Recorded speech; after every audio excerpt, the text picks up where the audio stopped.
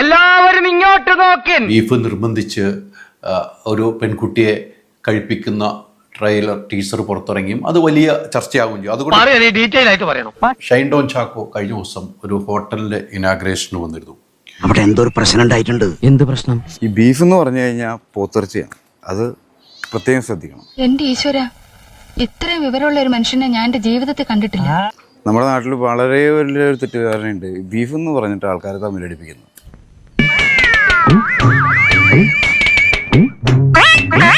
Beef എന്ന് പറഞ്ഞാൽ നല്ല പോത്തിറച്ചി.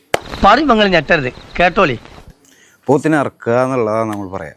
ഇവന് ബുദ്ധി ഉണ്ടെന്ന് എനിക്ക് ഇപ്പൊ തോന്നുന്നു. നീ ഇവിടെ ഇരുന്ന് സംസാരിക്കടാ.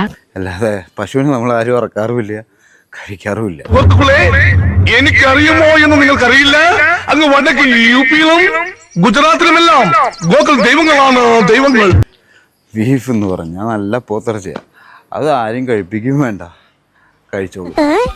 മോനെ, എങ്ങനെയാണ് മാമൂണെന്ന് അറിയോ? അറിയില്ലേ? മാമൻ കാണിച്ചു തരട്ടാ. ടേസ്റ്റ് ഉള്ളത് പോത്തിറച്ചിയാണ്. അപ്പൊ ആ കൺഫ്യൂഷൻസ് ഉണ്ടാക്കിയിട്ട് നമ്മളെ തമ്മിലടിപ്പിക്കാനുള്ള പരിപാടികളൊക്കെ നടക്കുന്നുണ്ട്. അത് വിട്ടേക്ക്. എഡ്യൂക്കേഷൻ തീരില്ലാത്തോണ്ടാ. കൃത്യമായ മറുപടിയാണ്. എന്റെ പൊന്നോ, എന്തൊരു ഉഗ്രൻ. നമ്മളെ തമ്മിലടിപ്പിക്കാനുള്ള പരിപാടികളൊക്കെ നടക്കുന്നുണ്ട്. അത് വിട്ടേക്ക്.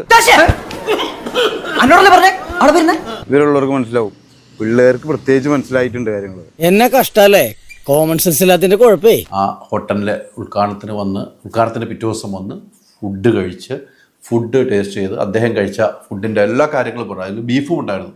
ഒരു പൊറോട്ട അരക്കറിയും കൂടി. അങ്ങനെ പറഞ്ഞ അങ്ങനെ ശരിയാകുക? നീ തിന്നെ കാര്യം നോക്കളിയാ. ഞാനിപ്പോ പോവും, പക്ഷേ ഞാൻ ഇനിയും വരും.